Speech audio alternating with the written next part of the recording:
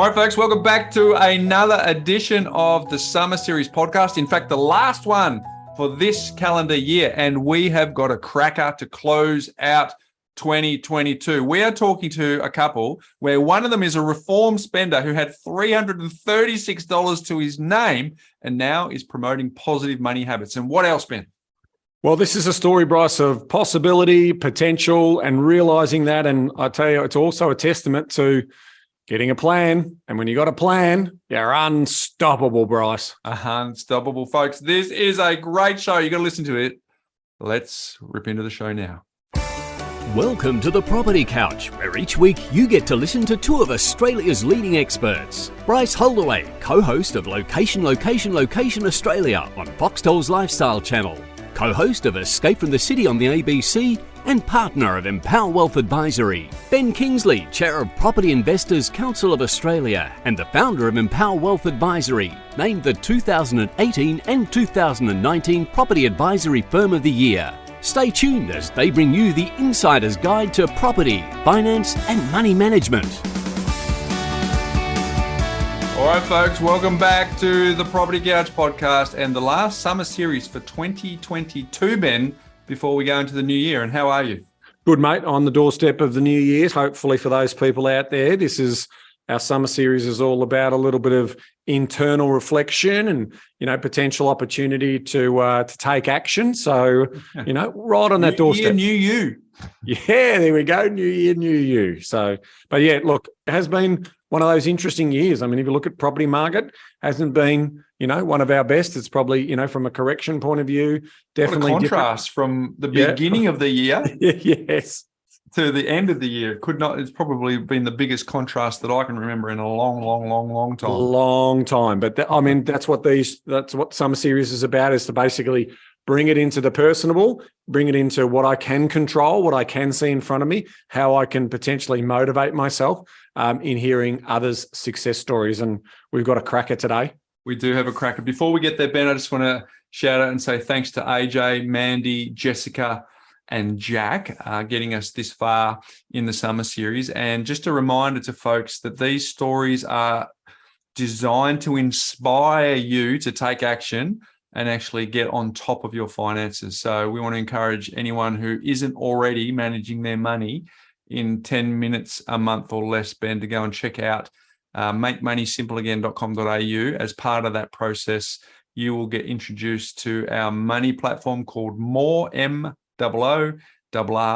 And the idea of talking about this now, Ben, is you're getting into, if you haven't already, you'll be getting into New Year's resolution mode very, very quickly, or very, very soon, I should say.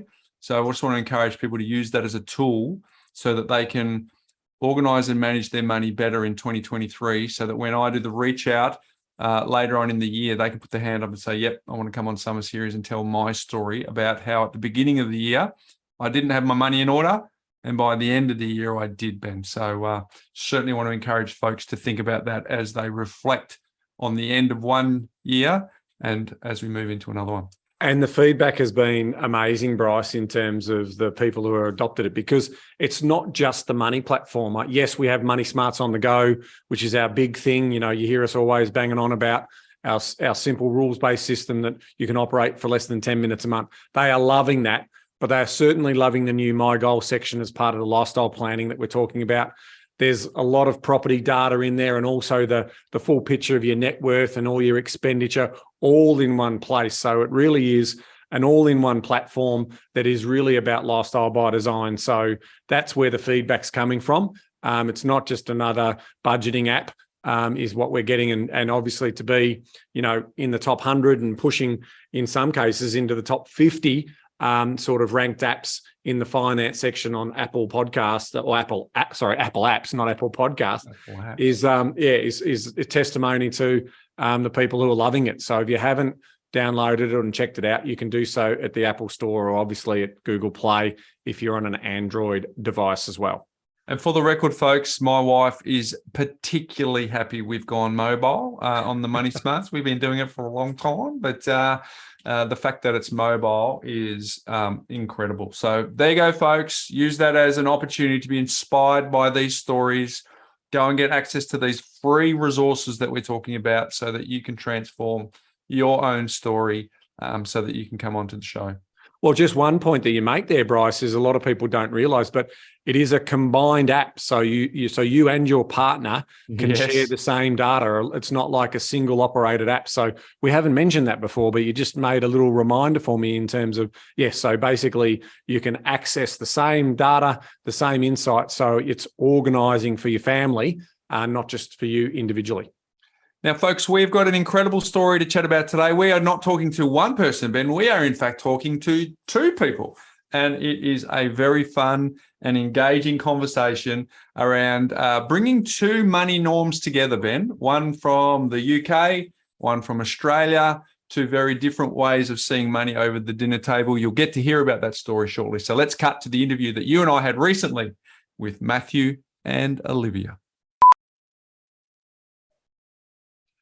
All right, Ben, another very special edition of the summer series. We are chatting with TPC listeners Mathew Bray and Olivia Edwards. First of all, welcome to the Property Couch, Matt and Olivia.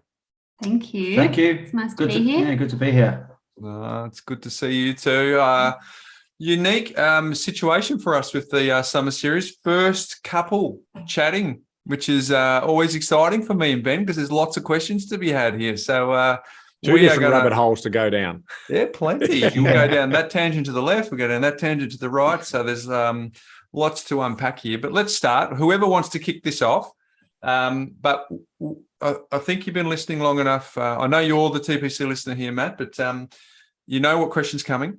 We want to understand what it was like for you both actually, growing up. What were the conversations like about money over the dinner table? Yeah, I guess I'll start. My conversation with my parents, my family, and the household was next to non-existent. I did see money going in and out of my family, I guess, funds and wages. But what I took as a young kid is my parents didn't have that much money. They both were sort of low to middle class, or low earners, generally minimum wage.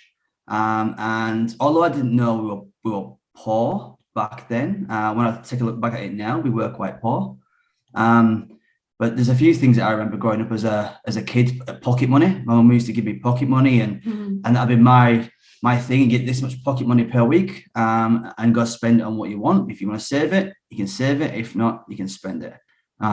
As a kid, I spent every single penny. I couldn't resist the sweets, the chocolates, the sweets, the chocolates, the treats I could have again, which was just there, instant. And funnily enough, there was a little corner shop on my way to school, which sold penny and 2-penny sweets. And every single afternoon, I pop in there, spend the pocket money on the sweets. But yeah. Your accent is giving us a little hint here, but whereabouts are we talking? Where did you grow up, Matt? Yeah, so I'm from Leeds, England originally. I live in a small village. I lived in a small village just on the outskirts of Leeds.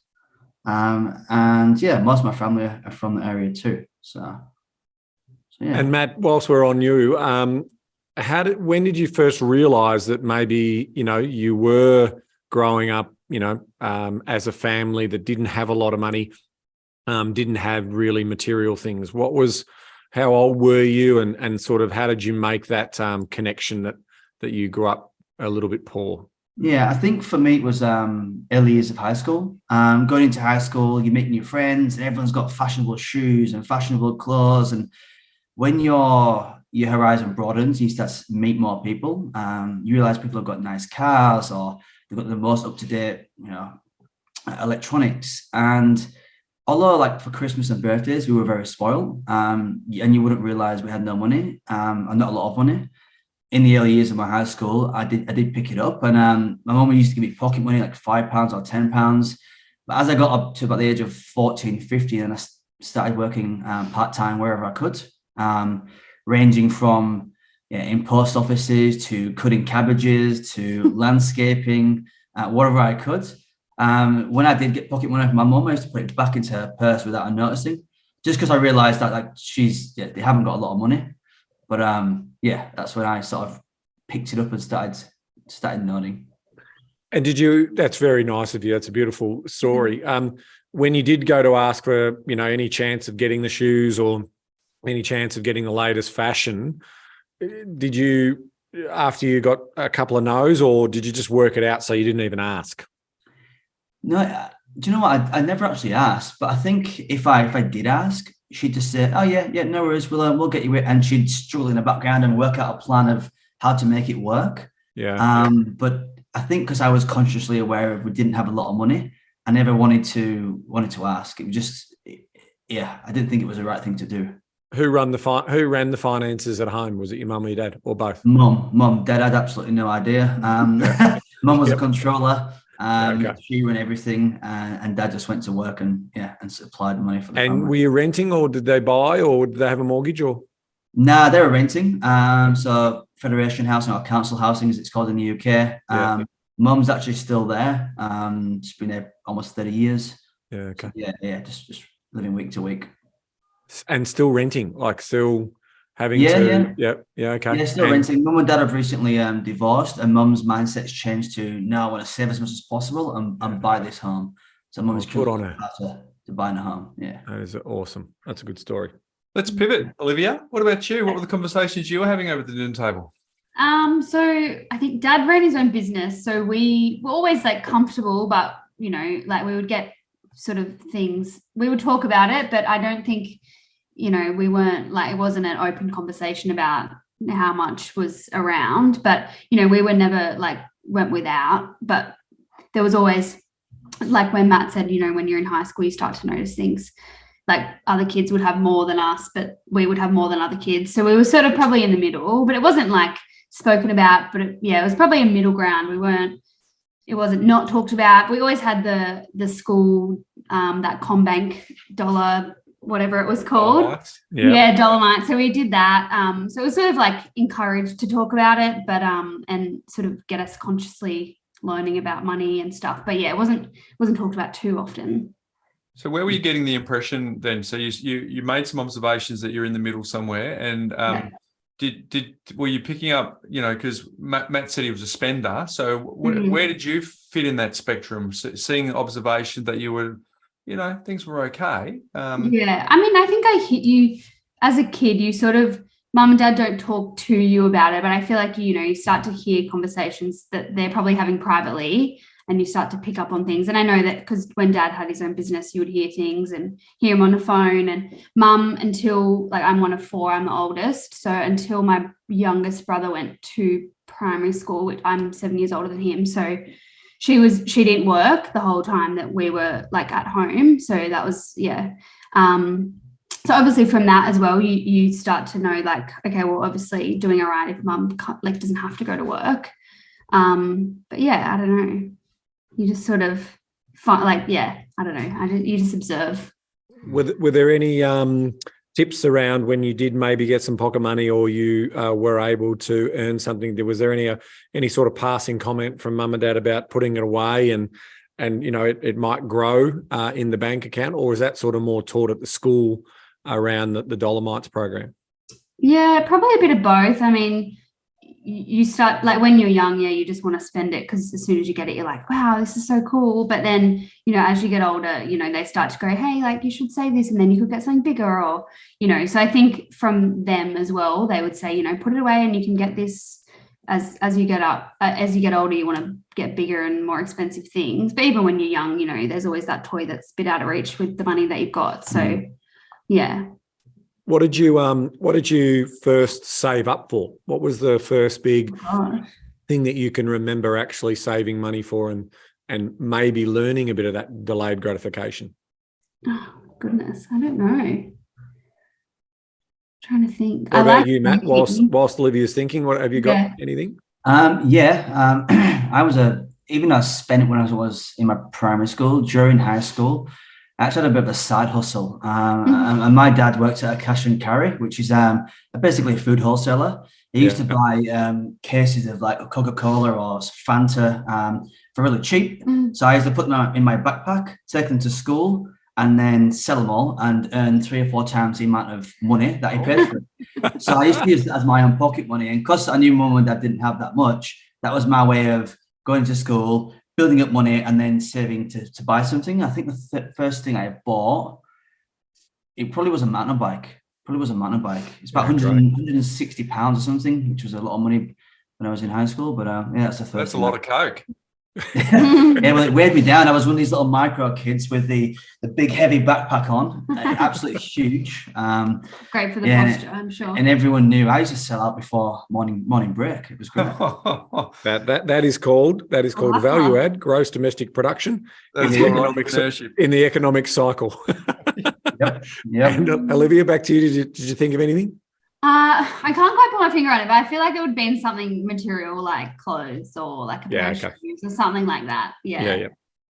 Olivia, what's the observation of having a dad that ran his own business? Because I can't relate to that because I grew up with two parents that were wage earners and had wage mentality. What was some of the impressions you got from seeing your dad in his own business and some of the, I guess, when you were comparing to other friends and their parents may have not been running businesses, what were some of the impressions that were forming on you at that time early? I think you start to pick up on when they're really stressed, like about money, I guess, as well as just being generally stressed about other things. But you notice that they always work. They obviously it's not the typical 9 to 5. It's like 6 till 10 p.m. Like it's all day and all hours. On holidays, he was always like on, even when he was on holidays. But yeah, you start to figure out when, I think mostly pick up when they're stressed, and you can hear the conversations about money or, people not paying on time, or whereas, if your parents earned a wage, you would never hear that. Like they just get paid every week or whatever. So did it inspire you to run your own business, or did it inspire you to go, I don't want to run my own business? A bit of both, I guess. Like definitely that whole, if you do run it, it's like it's nonstop. It's 24 hours. It's not a 9 to 5. But then again, like I have a little baking side hustle, so I sort of do that. So I would go to my 9 to 5 and then come home and do 6 till like midnight almost doing that. So I guess bit of both. Yeah. Yeah, good. The baking till midnight is interesting. I love that. Yeah. Well, let's lean in on that. Let's expand. What does interesting mean? Well, I became a full-time baker without even asking for it. Knows how to bake now. And your quality control, that's why you get to be amongst it, mate. Get amongst it and see all of the production. So, so I guess let's fast forward to independence, right? So these are the observations that you've had under your parents' roof. You're about to leave home and get your own independence. What did that look like? You went from a spender to a saver, or a spender to a side hustle to save for the mountain bike, Matt. And the reflection for you, Olivia. What did money management look like when you were out on your own and there was requirement for responsibility? Yeah, for me, it dramatically changed. So when I was about 16 years old, I got an apprenticeship. Well, actually, I had 3 jobs whilst trying to get an apprenticeship, because it's when England became part of the EU and all the Europeans came across into England. It was really hard to find work. So I actually had 3 jobs at the time looking for an apprenticeship. When I did actually get an apprenticeship, I worked away from home a lot. So I used to work 21 days on, 2 days off. I was working in Paris, in Amsterdam, in Stockholm. So I actually couldn't spend my money. I was earning that much money, I couldn't spend it. I was living rent-free, almost rent-free. I had no really expenditures. So from the age of like 16 to 18, I just built this big bank of cash. I didn't know what to do with it. And then when I finished my apprenticeship at 20, I actually moved to Australia when I was 21. So I finished my apprenticeship, had all this money, and thought, well, I've worked really hard. I got back into the spending. I'm going to go traveling. And that's when I came to Australia and went traveling.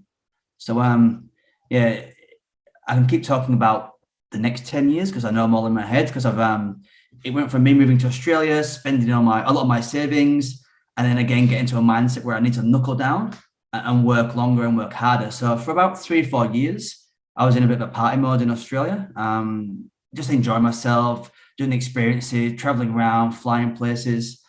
And I got to about 24 years old, and the people I was with at the time, or met, were very conservative. They saved money. It was all about changing the way you manage money, like saving and And that's, I guess, when I started to realize that I can't live like this forever. So I moved into a place like half an hour from where I was living. It was on a 5-acre block of land, and I lived underneath my ex-girlfriend's grandpa's house. It was a small studio. I was paying $100 a week, but I had to maintain the garden. So it was 5 acres, cut all the grass, cut all the hedges, maintain the garden. A bit of a not a very ideal situation. The shower was outside. There was no kitchen, so most of the food had to be cooked on a Weber. Yeah. But for me, I was working 6 days a week. I was paying $100 a week in rent, and my mindset was just save, save, save. And that's sort of around the time where I started listening to your podcast, and that just drove me even further. And after 3 years of saving, I had a big enough deposit to buy my first place. So that's A couple of details. Apprenticeship in the UK. Sorry, what was the trade? Oh, electrical. Electrical. And where did you first land when you got to Australia? Where was the first place you entered? Every single English person lands in Sydney, Coogee and Bondi. Okay. Sometimes it's Perth because it's on the way through. Or someone's already there that they know, and so they check in that way. Hey, I see in the notes here you got down to as low as $336 to your name. Yeah, I remember. So tell me how that felt. I mean, was it watching these other people that were starting to save and get a little bit more serious about the future you, or was it actually my current cash run rate here is this plane's going to land pretty heavy? Which one was it? Yeah, for me, I remember at the time I was looking after a friend of mine's house. They were back in the UK, so I was living rent free. I flew back into Sydney to look after this place for 4 weeks while they were back in the UK, and applied for a job and got the job the next day. And I started working, and I guess the area where I was living in was a pretty wealthy area, and I started to see things around me. And then I started to learn and listen to the people around me, the friendship groups that I made, and something sort of switched, and I realized it wasn't that hard. I didn't really find it that hard to switch that mindset. From being a spender to being a saver. It was all about restricting yourself, learning what was necessary and needed, not splurging, just controlling different habits. I've still got a habit now, which Liv hammers me about. But when I go into supermarkets, I'll follow the people around who are sticking the reduced stickers and all the meat. I'll follow them around, get the reduced meat. Food poisoning waiting to happen. But put it all in the freezer, and then I can save myself hundreds and hundreds of dollars a year, and I still do it now. And you only had food poisoning 3 times. Yeah. So I've never actually I've had food poisoning, so. But Matt, it makes sense, right? If you think about mum and dad, the observations you saw when you were younger, the fact that you would sneak money back into your mum's pocket, it seems like you as a spender was a muscle that you had to develop, because your natural is to save, given what you saw, and given clearly the heart that you had at a young age for looking out for your mum, which is incredible. So that doesn't not make sense. It still drives Olivia mad, but it's still easy to make sense. But what about you, Olivia? When you got your first independent job, what did that look like, and how did the money management look? I used to work part-time at Hungry Jack's when I was in high school, and I think when I was obviously still living at home at the time, and mum and dad, I didn't pay rent, they paid for my phone bill, so I pretty much could just I could just spend it all, but I could also just save it. But I pretty much just would spend it, I think, because it was just like, I'm earning my own money, how cool is this? I don't have to ask mum and dad anymore. And then I think when I started then I got a proper 9-to-5 job when I left school. And then that was obviously more money again. Same thing, I would spend it, but then I also was like, well, I can't just live week to week. So I started to put, half of it away or whatever it was. Because then mum and dad were like, well, you need to start paying for your phone bill. And then I had my license, so I'd have to pay for petrol and all that. So I sort of saved half, I think, and then just let myself spend half. Yeah. And the car story, did you buy the car, or were you able to get it? So mum and dad helped me out. They bought it. It was just like a little, I don't know, I think it cost them like $5,000. And then a year after we got it, it got written off. So we were without a car for about 6 months, and then I had a full-time job, and I was like, I need a car, and they were like, well, you need to sort of figure it out yourself. And so I went and got a loan, and I bought my own car. So yeah, and that's all paid off now, which is good. Now, Matt, the English boy married the Aussie girl. So where did you two meet?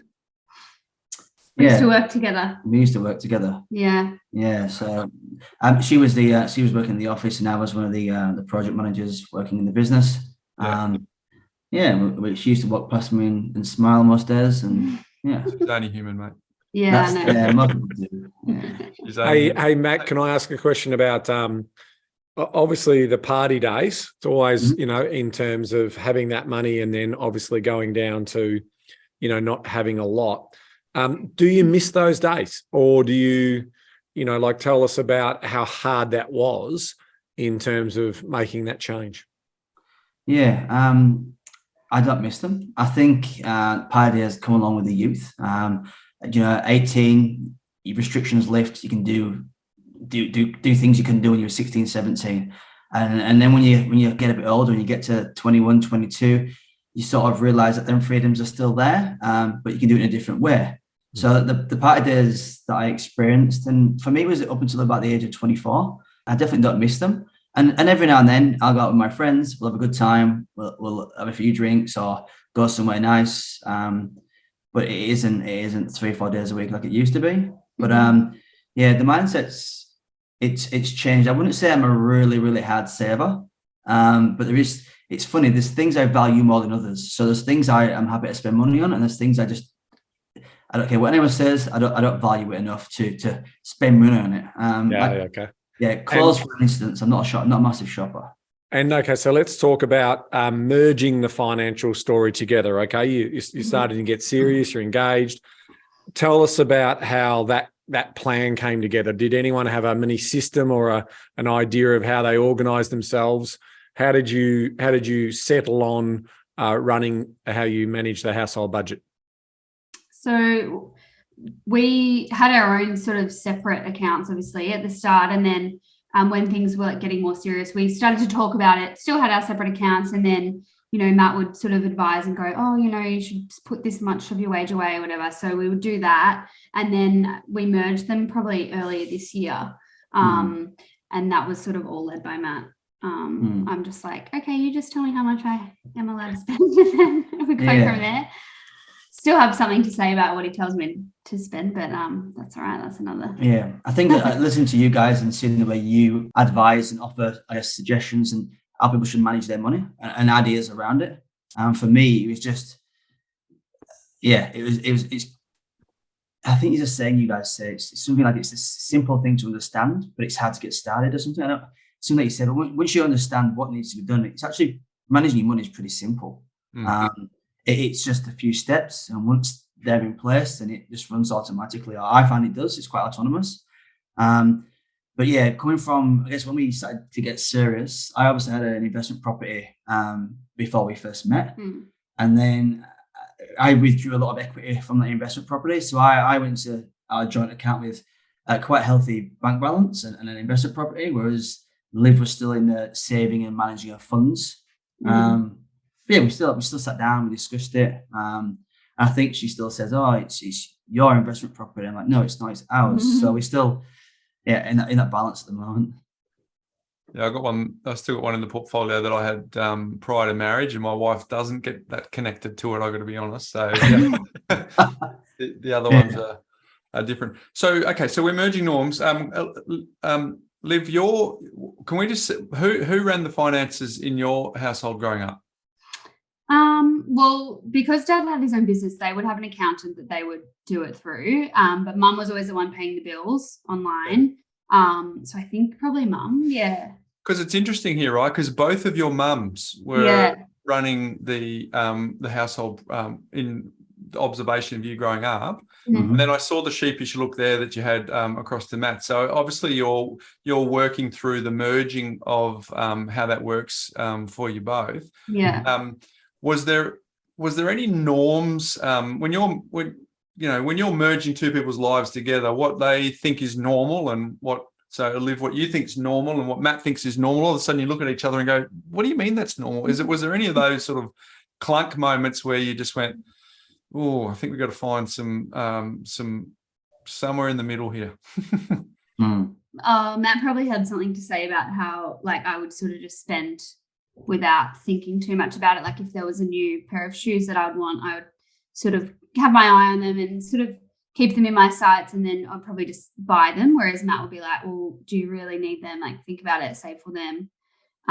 So that definitely was something when we merged. It was like, all right, not that I would just go and buy all this stuff, but I think it made me think more about it. And then he would always say to me, oh, so, you know, you used to say something like, do you really need it? Like if you're not going to, if you have a second thought, like if you stop and think about it for 5 minutes, then you might realize that you actually don't need it. And then, so now when I do think about things more, I'm like, I probably don't actually need that, or not right now anyway. Like I can get there later.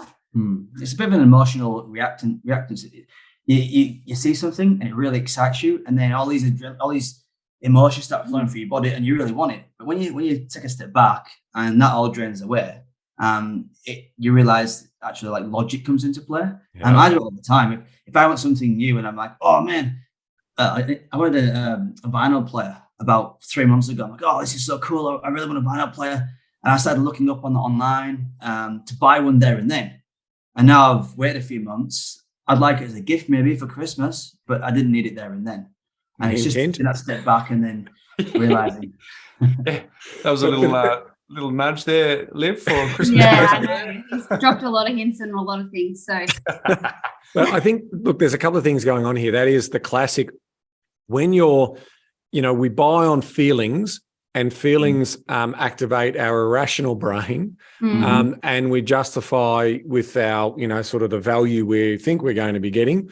And then the rational brain will eventually kick in, and that sugar hit that we get, will dissipate. And that's why considering it and thinking and pausing about it and sleeping on it for a month or two is not a bad idea. Yeah. You guys are both Moorr users, so congratulations on that. I'm having a look at the numbers here in front of me. It's pretty cool. You obviously also have adopted some of the money smarts techniques that we put in place in terms of that. Tell us how it went when you did the calculations on the living and lifestyle and the 7-day float. I know that Olivia, a moment ago, you said, "Oh, is that all I've got?" When you went through that exercise, was there a couple of aha moments about, geez, is that where it all goes? Like, when you can see it really clear in front of you. Speak to us about, what you learnt when you started to see the breakdown of, oh, okay, so there's a fair bit going there and there's a fair bit going there. Yeah, I think it was a bit confronting. Like you see it, you just tap your card. These days, you don't even get any cash out. So you're just tapping. And I think when you sort of break it all down, you're like, oh. And then you think, oh, I probably could have spent that better, or, I think that's confronting, I would probably say. I think back in the old days when people used to get paid in cash, it's a physical thing. These so you see it disappearing. And that changes people's mindsets because they don't see it. Whereas when you have it on a spreadsheet or wherever it may be in front of you, and you actually calculate how much is going out, again, it's an eye-opener. It's like, there's a lot of wastage here. And that's when you capitalize on surplus. So, and we are doing that. I mean, I'm always with the mindset, I'm not going to save. I'm not the tidiest person around, but there's things I like to save on and things I like to spend on. I don't live my life and restrict most of my life because I'm saving so hard. But I do save hard enough. One thing you used to do is when we merged our money, I noticed it was like, whenever Matt would go to the grocery store, he would only get a basket. And if the basket got full, then that was it, time to go to the checkout. Whereas I would always get a trolley, and you can obviously fit a lot more in a trolley.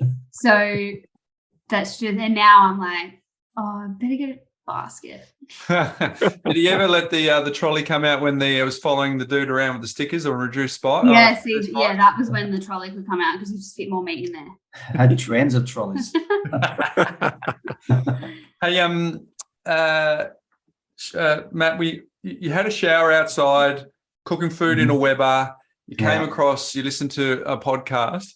What was the spark at that point in time that made you go on a self-education pathway? And we're grateful that the Property Couch has been part of that for you, because it led on to buying an investment property. So we want to kind of set the scene here around, was there someone who said you should read a book? Was there a mentor? What was the spark that kicked it off for you? Yeah, there's a few things. One of the things was my friendship circle changed. And the friendship circle I moved into, someone once told me, I think it was you guys maybe, you're the average of the sum of people around you. So, and I really, really strongly believe in that. And the friendship circle I moved into, two of them had many properties themselves. One of them was a mortgage broker. One of them had a story, a rags to riches story, so to speak. And although they are extremely humble, me sitting and listening and learning from them, it really switched my mindset to the unachievable being achievable. That was one of them. And the second thing was I always wanted, and I still want to buy my parents a house so they can live comfortably, a bit more relaxed in their later life. So that was a driver behind me when I was sort of 24 to 25 on my saving journey. They're the two main things, I guess. Well, you put that compromise that, you've sacrificed to be able to, get that first property. So let's talk a bit to that property story, right? So we've started on a journey. We've got the one property. We're currently rent investing. Tell us a bit about, what the plans are and what you're thinking about the next steps on the journey. Yeah. So I think at the time when I had enough savings and I was looking to buy the first investment property, I was listening to you guys saying it's all about time in the market, not time in the market. And I bought in the peak of, I think it was 2017, and everything was quite expensive then. And I was looking around, and I was sort of looking around the Central Coast region because I couldn't afford in Sydney.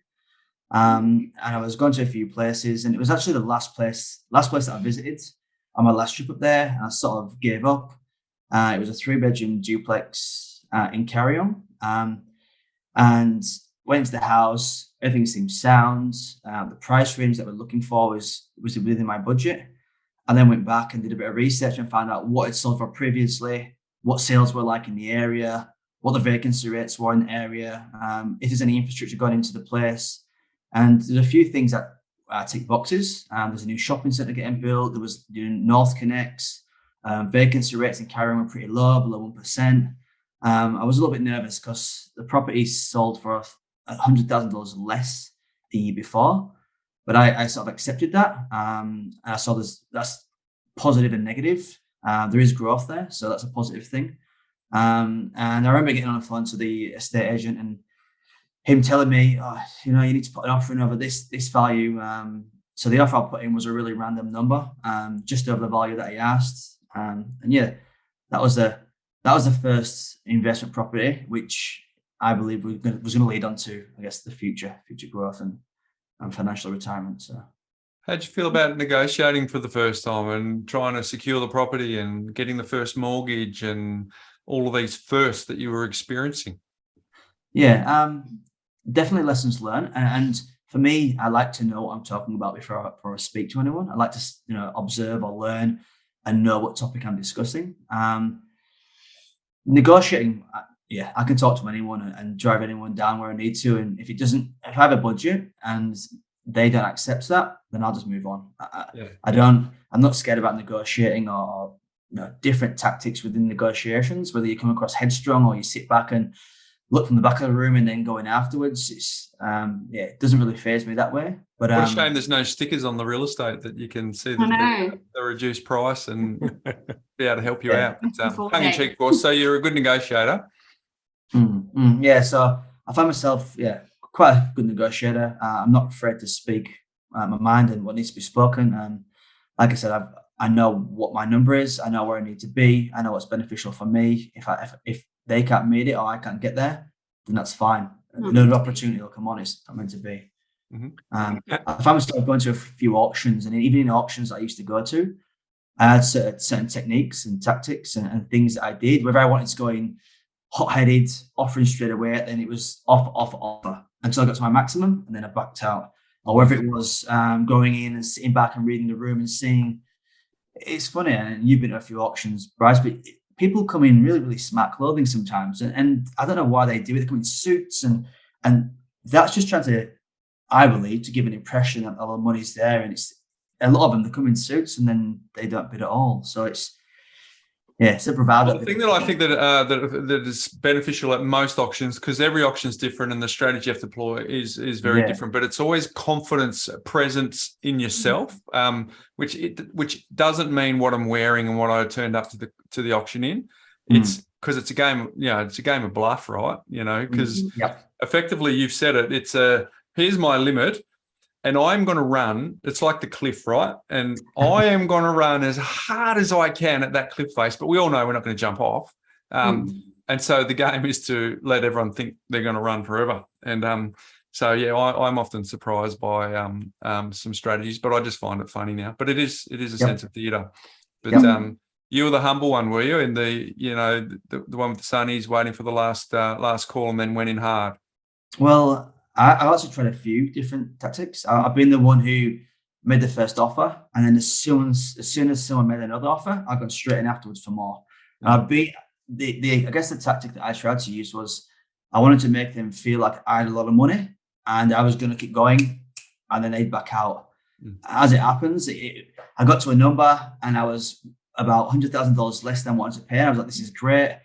Going once, going twice, and then someone put a number in. And then it ended up being about $200,000 more than what I had in my budget. So it completely ran away from me, but that was fine. That was fine. Yeah, well, you stayed to your budget. That's the most important thing. So tell us about what you paid for that first property, Matt, and what do you think it's worth today?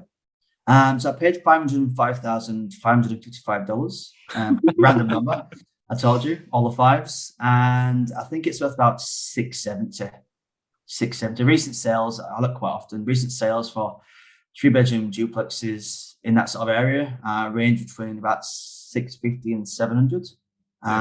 It's in quite a small pocket. It's carry on, so it's pretty close to the highway. Can't go broke making a profit, so that's gone up in value. So, what about the rental? What was the rental getting, and what's it getting now? Yeah, so it was getting $400 a week, and it's currently at $460.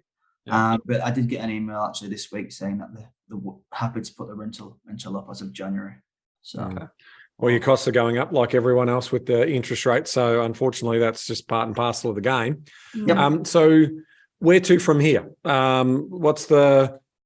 What's now? Everything's getting pretty serious. Where do we think we're going to go in terms of the end game, and what are we thinking about in terms of creating that lifestyle by design? Yeah, so that's where Rachel Cole comes into the picture.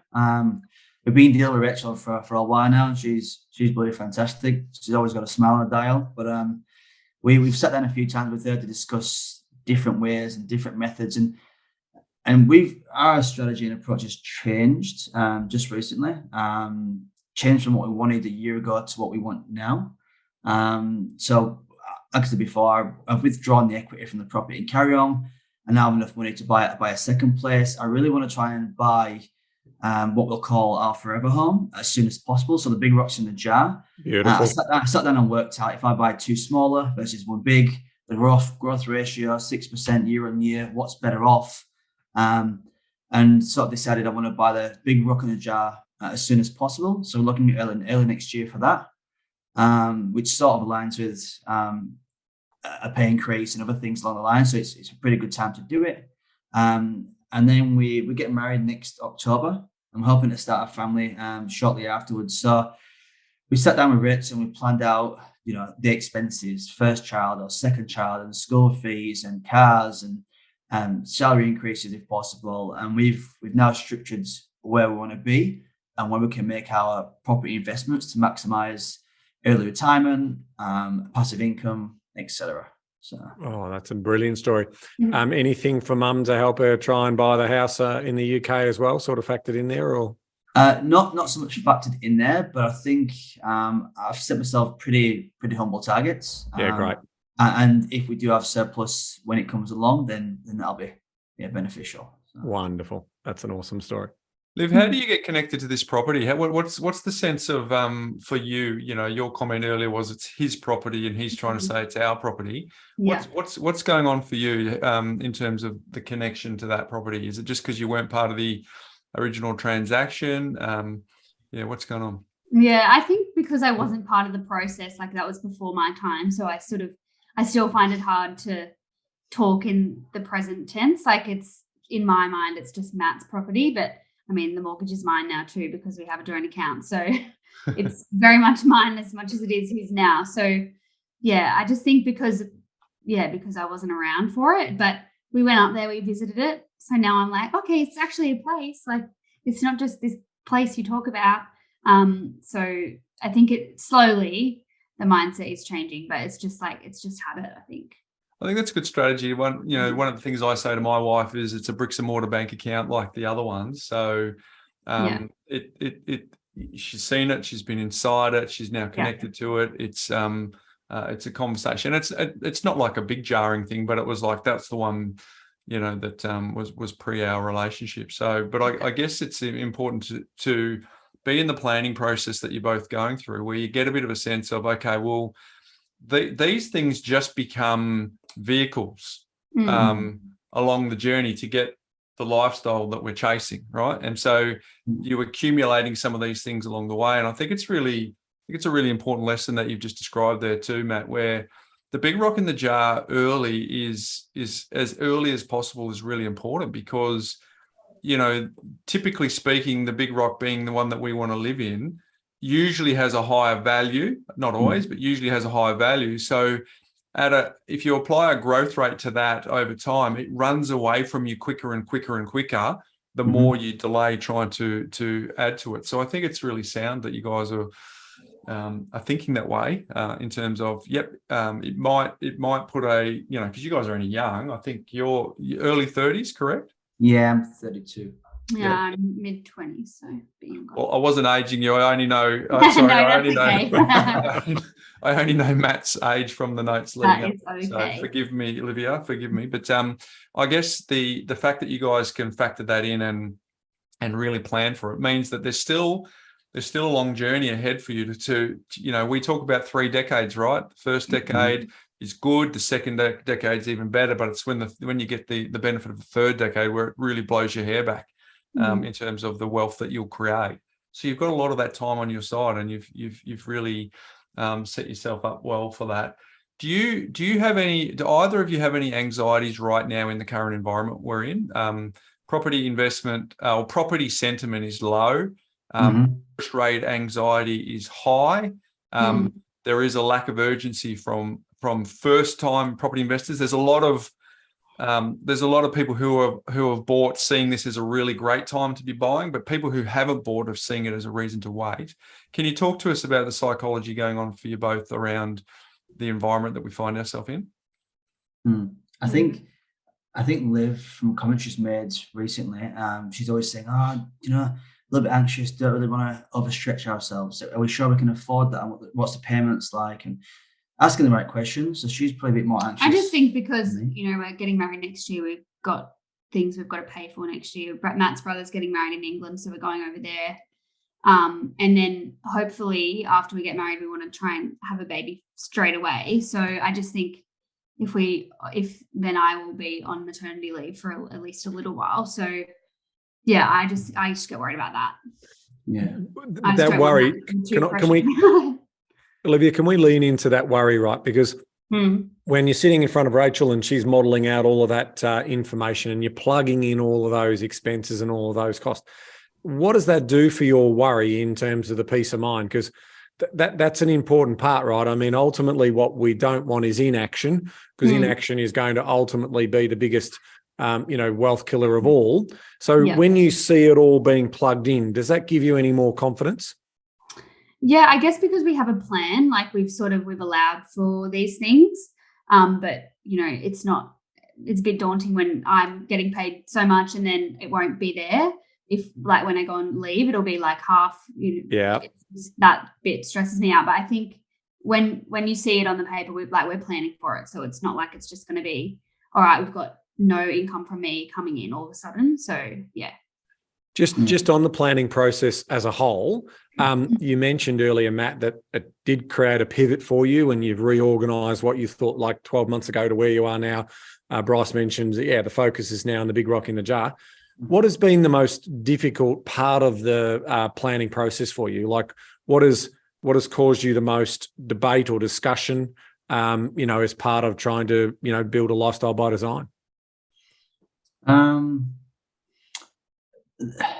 The biggest thing for me is, I wouldn't say inaction, but it's finding new things and different opportunities and better ways. And I find myself a little bit indecisive at times. So I can see opportunities. Like when I first sat down with Rachel and I made the plan, I really wanted to, I was doing the studying in the background and I'm like, Brisbane's going to go, it's going to boom, it's going to go. And I had it in my mind. We set up a plan. I was going to buy in Brisbane, and then we were sort of holding off because we had Europe planned. We had other things in mind that we were trying to achieve as well at the same time. I didn't jump onto the Brisbane fast train, and then all of a sudden that fast train took off, and that's what's happened over the past sort of a year and a half in Brisbane. So then we realised, okay, Brisbane's been going so well for a year and a half, and our circumstances have changed. Our money's changed, where we're living's changed. So now I need to revise that plan and work our way around. And what better way to get someone who's a professional who can give you the ideas and sort of help you with the ideas that you have. And then it's up to me to make that choice. I think for you as well, like a good sounding board. I've got all these ideas, but what do you reckon?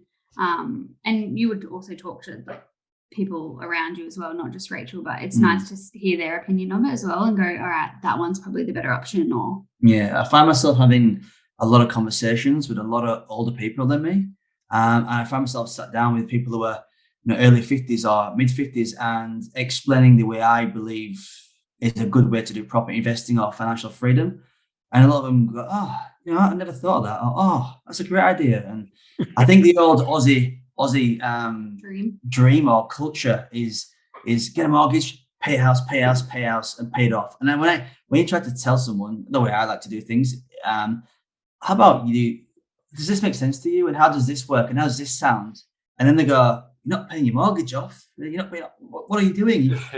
And they sort of freak out because it's conditioned in them. It's what they've always thought. It's what their mum and dad told them. And that's where they've seen their parents do it. So they were successful. So that's the right way to do things. And as you know, things change. People modernize. Yeah, it's crazy. Well, I guess the old school. So my dad's a pre-baby boomer. He's the builder generation. So they've only got one definition of debt, right? All debt's bad, right? Whereas the thing is, when you expand that out and you know that there's three types that we talk about here, horrible, tolerable, and productive, it's not until you really sort of, you have to go back a step and go, well, productive debt is stuff that you buy income producing assets that are likely to go up in value when the debt makes sense, because you're actually just buying an opportunity for leverage. And whereas, the previous generation, they all put it all in the same bucket. All debt is bad, never get into debt, because the mantra of this country when they were growing up was austerity and wars and not a lot to go around, and all the stuff that we experience now is different, right? So you kind of can walk a mile in their shoes and go, okay, I get it. It's a very strong conditioning message that you got. But it's, I guess the thing for you, Matt, is that you're breaking through that and not being influenced by that and seeing that you can manage the debt. You can, as long as it's got a longer purpose. The other thing I was going to say to you both around when you see a market like Brisbane run away, it's like, I missed the boat. And a lot of people do feel like that. We've just been through a really strong boom period where a lot of people could just be, but the thing is, the thing that helps you is you just increase the time horizon in your head. So instead of thinking in years, you think in decades, because there has been many a time along through the previous, through the rear vision mirror where there are those little spurts, but they are regular through cycles. So if you're playing a decades game rather than a years game, the goal is then to buy the next property when you can comfortably afford it, rather than trying to get caught up in growth spurts and when am I getting the timing right? And because yes, you have missed a little spurt in Brizzy, but Brizzy's got a long way to go. I promise you, in 20 years, you'll look back and go, geez, I wish I could have bought back in, that summer of 22, 23. I wish I could have done that. So that can help you with some of that sort of procrastination that you referred to there. The other question that leads from that for me is, who are you talking to specifically? I know you just said you riffed it with some older people, but have you got a network of folks that you get to iron sharpen iron with? Are you able to comfortably have conversations in your network group around investing at your own peer level, or is it all sort of with elders in your community? Yeah, for me, if it's not with a close friend of mine who's quite smart and understands, and is one of these guys I always say to friends of mine, he'll ask you why like 5 times, and he'll make sure you understand what you're telling him. And it's sometimes frustrating because you think you know something and he asks you why 5 times and you know absolutely nothing. So I have conversations with him about it, and he drills down and helps me understand things better. But yeah, most of my conversations are with people a lot older than me. I'd say 45 plus. I think a lot of people my age, our age. Well, they're sort of just starting to get into it, I think. They're sort of just starting. They're only newly. And to be honest, I think they're just starting, but they don't actually have a plan for the future. They go, oh, we need to buy our first home, and they save hard and they do a fantastic job. They buy this home and then they start living in it, and then there's no next step. That's what I find. A lot of people we know they don't have a next step, and I always try and sell property plans and thinking forward to 20, 30 years. But honestly, some people sort of like the idea, and some people just go, no, we're happy with where we've got, which is fine. Matt, it reminds me of the story of the student becoming a bit of the teacher, right? Because you mentioned it earlier when you did sort of say, here's what I'm thinking about doing, and I've got some questions for you. And they're disarmed because you're not sort of saying, this is what I'm doing. You're actually asking, what do you think about what I'm doing? And they're processing it, and then they're going, actually, that's not a bad idea. So it is where obviously you're getting validation there from those people who are open-minded to the idea. So I think that's something that's really important. But to Bryce's point, you're getting validation from professionals, and they're the people you probably want to take your ultimate advice from in terms of, as long as they can legitimately prove through, history and validation in terms of what they're talking about. So I think you're on the right path in terms of continuing what you're doing. And look, my final question really comes down to building on this idea that you're now pretty much a teacher of others because you are really considered. You mentioned earlier that you wanted to be informed before you have a discussion about something. What's the message you want to pass on to the community in terms of coming on the summer series now? What are some of the takeaways you want to help encourage our community to take action? Yeah, I guess when I do speak to people, and if it's people my age or people a little bit older, and you guys probably see this a lot, but what I consider or what I think are quite simple things to ask about and to learn and to pass on. A lot of people don't know it. A lot of the information I learned from you guys drilling it into, I guess, me through podcasts. I just want to help others. I find it quite like, I understand that. Yeah, this makes sense. This is great. I want to pass that information on to others so then they can have the opportunity. That's what I like to do. And I find myself sometimes lecturing more than listening. And advice and lecturing is a completely different thing. Advice is when someone asks you, you give them advice, but when you're lecturing, they don't ask for anything. You're just telling them. And I find myself looking back and seeing someone who's like my little brother. He's 22 years old, and looking back when I was 22. Sometimes I need to pull myself in a bit because I want to tell him all these things of what should do and try and make his life so much easier.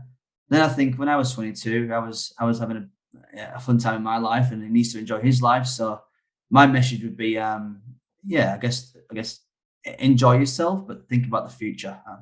And it comes from a place in your heart about helping others and giving others happiness and goodness. I'm often accused of lecturing rather than guiding and telling in terms of that. And always from a good heart place. But. Yeah, it does. It definitely comes from a good place. But, you can get emotional because you don't want them to touch the hot plot. You know, you don't want them to burn their hand on the hot, but it's like, okay, well, I told you not to do that, but I was lecturing to you, so I'm sorry, but you've still got a burnt hand. And how much is that going to cost you and how much is going to set you back? So it's like, well, you didn't listen to me, but I'm glad you come back. I'm glad you come back for a little bit of extra advice. But I get it. So I think it's the right place to come from. Maybe we're just a little bit direct and blunt sometimes in terms of how we like to tell others. Yeah. So go on, Bryce. Oh no, my final one is an extension of Ben's. I put the call out to everyone on the podcast to come on and share their story, and it is a very vulnerable place to come and be transparent about what you've bought and how you did it and the backstories and all those sorts of things. So it's not for everyone. I would love for everyone to put their hand up, but clearly not everyone does. So what was it in you that said, yeah, I really do want to come on and share my story, and I do really want to come and be a bit vulnerable and share it, because clearly I'm trying to send a message to everyone there's Ben and I get an enormous amount from this podcast because we get to teach, because teaching is the best way to stay sharp, right? So it's there's just enormous joy in coming on and sharing with others. Why did you do it? Why did you have that little pang in the gut and then actually act on it? Yeah, I think, again, for me, it's a pretty simple one, is that I want people to learn from my story and then bring it into their own. So if there's anything small that I've learned or that I can speak to people about that makes their life so much easier, or easier in the slightest way possible, then why not pass it on? There's something at work I'm trying at the moment, and it's the difference between an ecosystem and an egosystem. And an egosystem is when it's of a circle and you've got all your workmates and you're at the top. And that's the ecosystem. But the ecosystem is when you're in the middle and everyone's surrounding you and you're all working together. And I'm trying to bring that into my workforce at the moment and trying to stop that ecosystem mentality. And it's pretty similar with, I guess, financial advice and property advice and retirement and financial planning.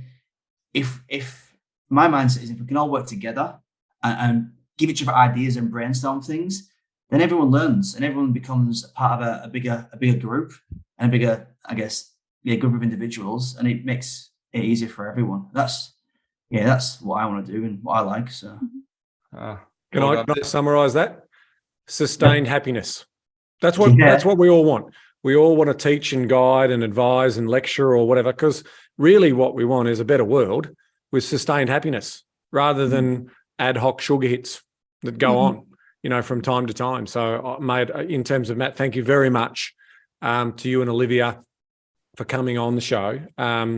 Because again, there's so many takeaways in your story that should be talking to those people, from getting their money organised to merging their accounts together to, having a conscious understanding of the opportunity and potential in front of them. I mean, the list goes on and on in terms of some of the notes I've taken from today's discussion. So I really appreciate your time, guys, for coming on. As Bryce said, our first couple. So it was good to get, that connection and that understanding and the dynamic in terms of you both got to be in this together. But it really does sound like you really are connected at the hip and you're in this together. And we just can't wait to see how that plan lands and how you have this amazing next year off to see your brother's getting married. Then you guys are getting married. Then, it gets really serious when the family, story comes along. Bryce and I have had that lived experience but to be someone of your ages in your 20s and 30s that are lecturing / really helping others is actually a good thing. It's a good thing. Yeah, so well done. Because 1 in 5 relationships have stress through finances, and you guys are going into a marriage both on the same page. I mean, wonderful, wonderful, wonderful foundations for a marriage. So, I second everything Ben just said. Hey, thanks for joining us on the Property Couch. I think it's really amazing. There will be people who take pieces away from what your story is, Matt. That's your goal. That will happen. So well done. Thanks to you both for joining us on the couch. Thank you so much. Thanks, guys. Good to see you. Well done, guys. Oh, Ben, that was a good story. It was nice to have that engaging flow between the two of them, and good for our listeners to see, okay, here's a money norm story for Matt that was different to the money norm story for Olivia. and how they navigated that and bring it together so that they can make money work for them now that they are getting married shortly next year and bringing their worlds together. Yeah, it's a good story, because what we got a little insight into there was, in terms of Olivia's case there, even though, she wasn't, rich or by any stretch of the imagination or flush with cash in the family, she was able to earn and spend and be comfortable and have a good, sort of middle-class lifestyle that Australia has afforded her. Whereas Matt's story, he came from an area where there wasn't much money at all. He was literally going to be, into his apprenticeship years in regards to 16-year-old starting as an apprentice. So that earlier stage for him, he was a spender. He was all about, I was earning money, I was spending money, but he also did use his mind. He used his mind to continue to build his education out. And so I've got a really, soft spot for Matt in terms of what he's been able to do for a lot of reasons, right? First one is he has continued to sort of build his knowledge and education. So he's a continual learner, right? Which is always that whole idea of, that moving forward mindset, and also taking action on the knowledge that he's building. And he was able to pivot, which was the other big part of that story, from a spender to a saver. Mm-hmm. And so that's about getting serious. His little aha moment there in terms of seeing that particular thing happen. And he was willing to sacrifice, basically going and living in, showering outside, sort of basically to accelerate his savings program so he could get the deposit for the first property. It's a terrific story. Backed himself in as a negotiator, Ben, ran around the supermarket chasing little stickers for the reduced price, encouraged his fiance to get a basket rather than a trolley when they're going from the shopping store. So there was a fair bit in it. But thank you to you both for contributing to the summer series. There is a bunch of takeaways there for people to absorb, consume, hopefully put into action into their own life, Ben, so that they can make a difference in their world. So we appreciate you coming on. And Ben, I'm going to use this opportunity as we round out the year just to say thanks to you. It's always a joy and a privilege to hang out with you in general, but when we get to do this together, it's one of the joys that you and I get to share together in the trenches, helping our community mates. So as we round out this new year, thank you to you. Happy New Year to you and to your wonderful, beautiful family. And mate, hope you're not going anywhere, because we've got more summer series to do early in the new year. No, mate. Well, ditto to you, and also Happy New Year to everyone. And a little shout out to our team of people who sit behind us, Stig and the crew, who put the show together. They do an amazing job. So we couldn't do it without them. So a big thank you to those wonderful people. They know who they are. They do, tremendous work for us. And so we are forever grateful for the team that sits behind us as well. Makes us look good, Ben, because they do some incredible work in the background, mate. But Happy New Year to you, mate. Until next week. Taking action, Bryce, is a good thing, because your future self will be thanking you for it. Love it. Happy New Year, folks. See you next week. Hey guys, Bryce here again. Just want to catch you before you go and let you know, if you're new to our community, there are a lot of episodes to catch up on, but it's really important that you start from the very beginning at episode number 1. Because episode 1 through to 20 share all of the foundational pillars and frameworks that you need to know to get the best out of listening to this podcast. So I'd recommend that you start there, and the little tip is to maybe start on 1.5 speed. Now, for those of you that are time poor and don't have time to go back from the beginning, don't worry, we've got you covered as well, because we've created a binge guide that goes through all of the details and makes it easy for you to read and get up to speed very, very quickly. So if you go to thepropertycouch.com.au/fast track, you will be able to download that binge guide and you will be up to speed in no time. And whilst you're there, I've got a few extra goodies for you, because we have our top 5 frameworks that you'll learn on this podcast, as well as the Make Money Simple Again ebook, which will help you with the foundations of basic money management, so you'll have everything you need to succeed in building your own lifestyle design and getting the best out of this podcast.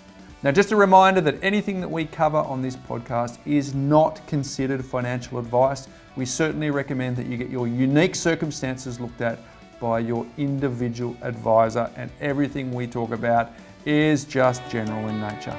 But folks, I want to encourage you again to go to thepropertycouch.com.au/fast track, and you can go and get all those goodies and catch up right away.